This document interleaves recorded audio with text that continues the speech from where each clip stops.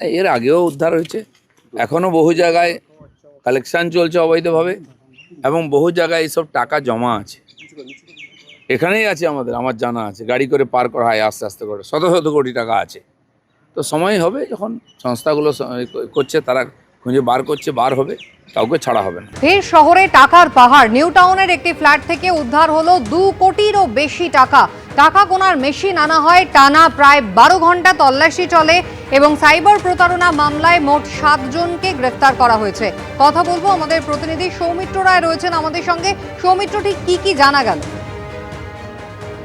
দেখো, গতকাল দুপুর 3টে থেকে এই তল্লাশি অভিযান শুরু হয়। জানা যাচ্ছে যে বিধাননগরের সাইবার ক্রাইম ডিপার্টমেন্ট যেমন ছিল, তার পাশাপাশি ডিটি অর্থাৎ ডিটেকটিভ ডিপার্টমেন্ট এবং টেকনোসিটি থানার পুলিশ আধিকারিকরা এই তল্লাশি অভিযান চালায়। এই এলাকাটা হচ্ছে টেকনোসিটি থানা এলাকার 7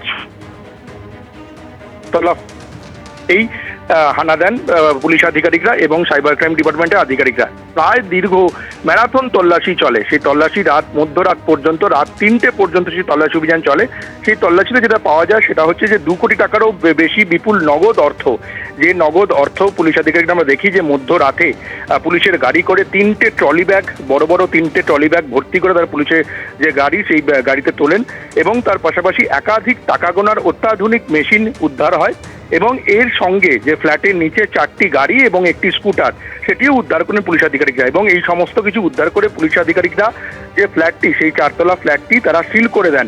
যেটা জানতে পারা যাচ্ছে যে এই ঘটনায় 6 জন পুরুষ সহ 1 জন মহিলা, মোট 7 জনকে গ্রেফতার করা হয়েছে এবং এই 7 জনই ভিন রাজ্যের। পুলিশ সূত্র মারফত এমনটাই খবর পাওয়া যাচ্ছে, এই 7 জনের 1 জনের কেউ বাংলার নন।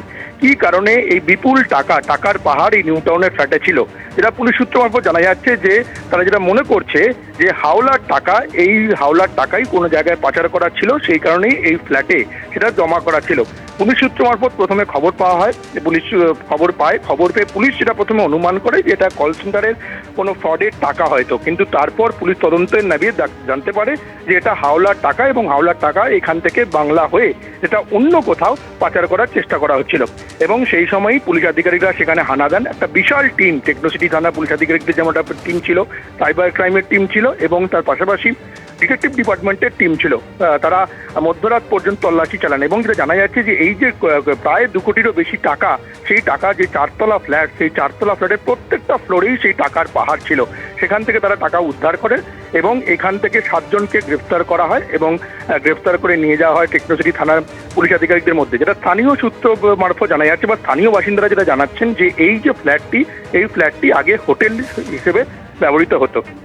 ধন্যবাদ। ধরে সেই হোটেল হিসেবে ব্যবহৃত হয় না। সৌমিত্র, ধন্যবাদ। এবিপি আনন্দ, এগিয়ে থাকে, এগিয়ে রাখে।